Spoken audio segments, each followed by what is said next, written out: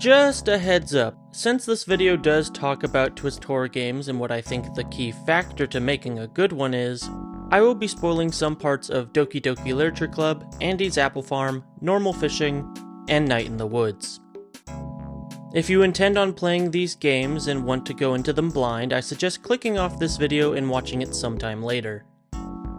Right off the bat, I want to make it clear that I'm not talking about games like the Dark Pictures anthology, which are horror games with a twist, but rather games that present themselves as a normal game, but then turn out to be far more scary, twist horror games. Twist horror games hinge on tricking their players into thinking that the game isn't what it appears to be.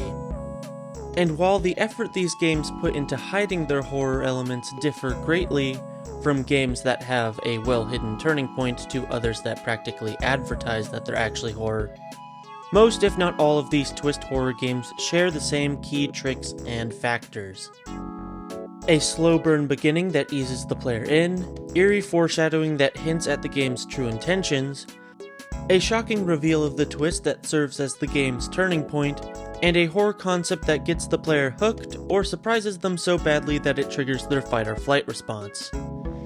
And though all of these points are critically important for a twist horror game to succeed, I think there's one more thing that is paramount in making a truly good twist horror game. But to get into that, I'll have to show you some examples of twist horror games. I think the most famous example of a twist horror game would be Doki Doki Literature Club, a game that presents itself and starts as a stereotypical visual novel dating sim, with you, the player, joining your school's literature club and slowly getting closer to its members, writing poems in the hopes of wooing your favorite girl.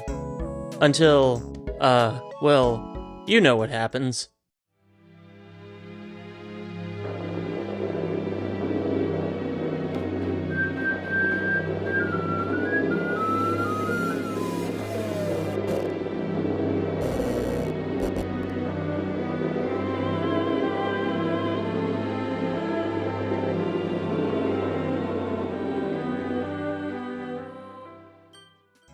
Indeed, Doki Doki is probably the best twist horror game of all time. It's got a nice slow build-up, terrifying scares, and probably the most memorable turning point in the history of turning points.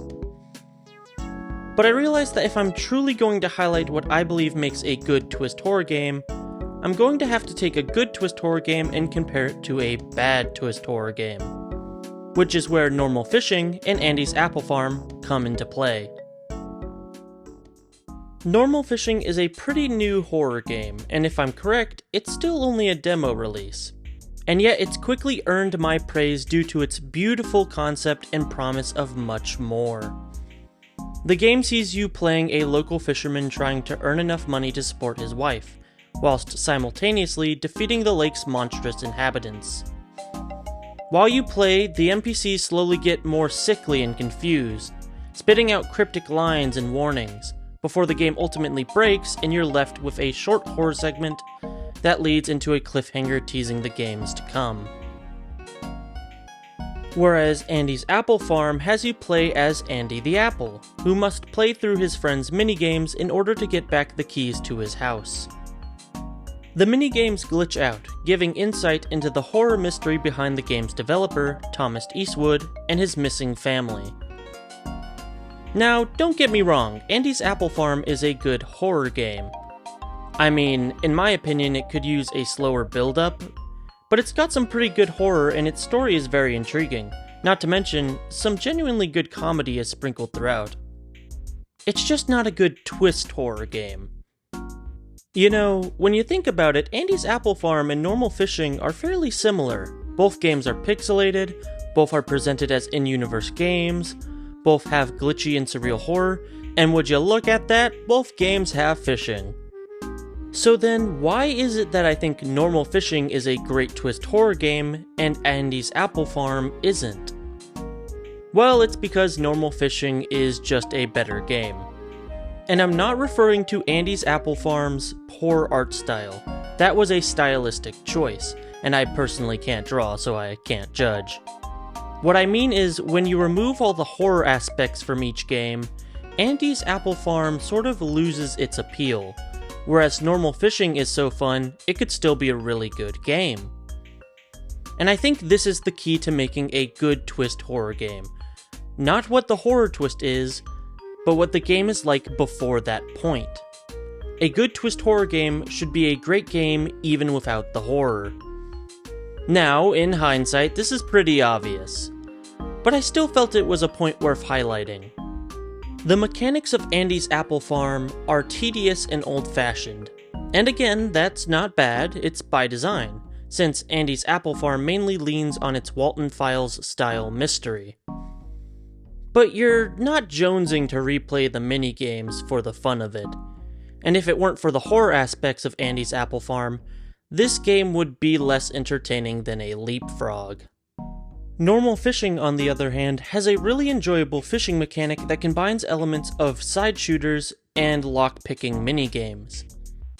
Couple that with a standard but fun story, a bounty board full of quests, boss fights, and a collect-them-all style gameplay loop, and Normal Fishing could easily stand alone as a non-horror game.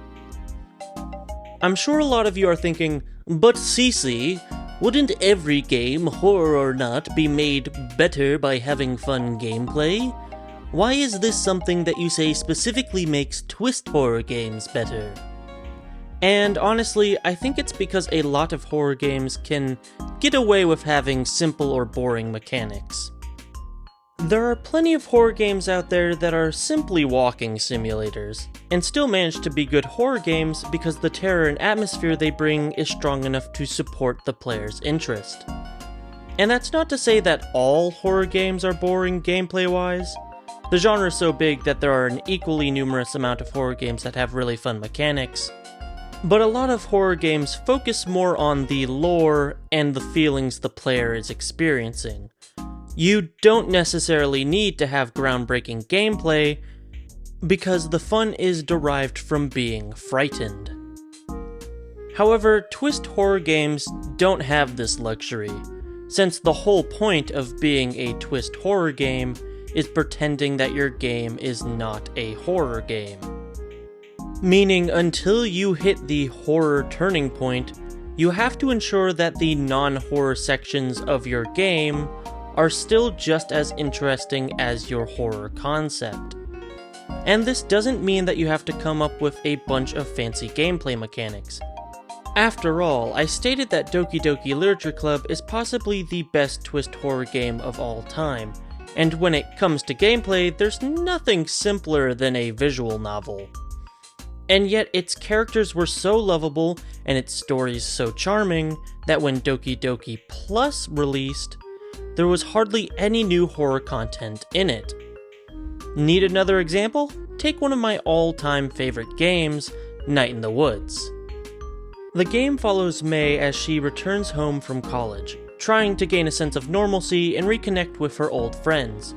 Sure, there are some questionably odd moments here and there, but you pretty much just live your life. Well, until Harvest Fest happens.